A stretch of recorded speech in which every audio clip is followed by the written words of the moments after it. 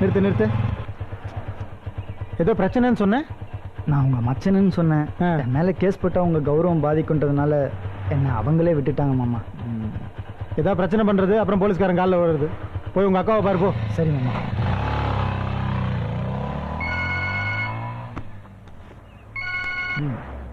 சொல்றா.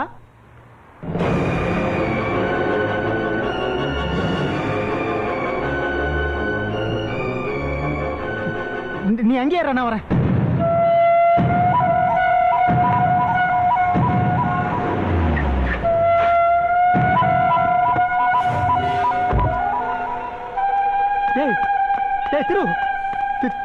திரு என்னடா இது? எப்படி ஆச்சு? வர வழியில 3 பேர் ஹாஸ்பிட்டல் போன லிஃப்ட் கேட்டாங்க. பாவமா இருந்துச்சுன்னு உட்கார சொன்னேன். திடீர்னு கழுத்துல கத்தி வச்சு பணம் முடுங்க பார்த்தாங்க. எவ்வளவு போராடி பார்த்தேன்டா. என்ன அடிச்சு போட்டு பணத்தை புடுங்கிட்டு போயிட்டானுங்கடா. சரி வா, முதல்ல ஹாஸ்பிட்டல் போலாம். வா. சாரிடா, 10 லட்சம் ரூபாடா. போயிட்டு போகுது, விடு. உனக்கு ஒன்றும் ஆகலையே, அது போதும் எனக்கு. வா வா டேய் வாடா. சாரிடா. அந்த திரு சொல்ற நீ வேணா நம்பலாம், நாங்க நம்ப மாட்டோம். பணத்தை யாரும் அடிச்சிட்டு போல, அவனே பதுக்கி வச்சுட்டு போய் சொல்றான் தெரியுமா? மா, எதுக்கு தேவையில்லாத டிஸ்கஷன்? போலீஸ்ல ஒரு கம்ப்ளைண்ட் கொடுத்தா அவங்களே 4 தட்டு தட்டி பணத்தை வாங்கி தர போறாங்க. இதுக்கெல்லாம் அதுக்கு போலீஸே. ரமணா, நீ ஒரு வேளை சொல்லு, அவங்ககிட்ட இருந்து பணத்தை நான் வாங்கி காமிக்கிறேன். சரின்னு சொல்லுங்க. உங்க ஃப்ரெண்டு தான் நல்லவர் இல்லைன்னு இப்ப தெரிஞ்சு போச்சு இல்ல. இனிமேலாவது உங்க ஃப்ரெண்ட தலைமொழிகிட்டு நாங்க சொல்ற பேச்சு கேளுங்களேன். போதும், நிறுத்துங்க. கீழே ஒரு 10 ரூபா பணம் கிடைச்சதுன்னா நான் எடுத்து பாக்கெட்ல போட்டுப்பேன். அதே அவங்ககிட்ட கிடைச்சதுன்னா அதை எடுத்துட்டு போய் கோயில் உண்டியில போட்டுருவோம். திருடினாதான் உசுறு பழைக்க முடியுன்ற ஒரு சூழ்நிலை வந்தா கூட தான் உசுரை விட்டுருவானே தவிர அடுத்தவன் பணத்துக்காக அவன் என்னைக்கும் ஆசைப்பட்டதில்லை. அவன் யாரு? அவனை பத்தி இங்க யாராவது தப்பா ஒரு வார்த்தை பேசுனீங்க, கொலை விழும். நமஸ்காரம். நமஸ்காரம். என் பேர் ஸ்ரீனிவாசன். இங்க ரமணாங்கிறது நான் தான். சொல்லுங்க.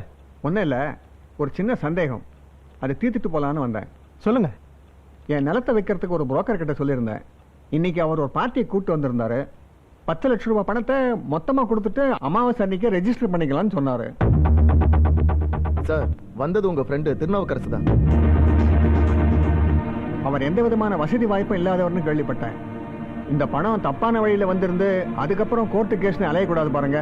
அதனால தான் விசாரிச்சு தெளிவுபடுத்திக்கலாம்னு வந்தோம். சார், நீங்க சந்தேகப்பட சரிதான் சார். அந்த பணம் திருவள்ளுவர் கிடையாது, என்னுடைய மாப்பிள்ளை இது. மாமா,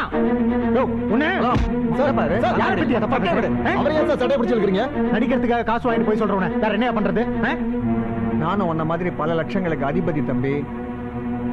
காசை வாங்கிட்டு போய் சொல்ல வேண்டிய அவசியம் எனக்கு இல்ல. உனக்கு இல்லைன்னா அப்ப வேற யாருக்கு? நீயா? தம்பி அடிக்கிறது என்னையும் என் நண்பனையும் பிரிக்கணுங்கிறதுக்காக நீங்க எல்லாரும் ஒன்னா சேர்ந்து இந்த ஆளை செட்டப் பண்ணிருக்கீங்களா? இதை நான் நம்ப மாட்டேன். பாருங்க, உங்களுக்கு நம்பிக்கை இல்லைன்னா என்ன அந்த திருவோட வீட்டுக்கு கூட்டிட்டு போங்க, உங்களை நான் நம்ப வைக்கிறேன்.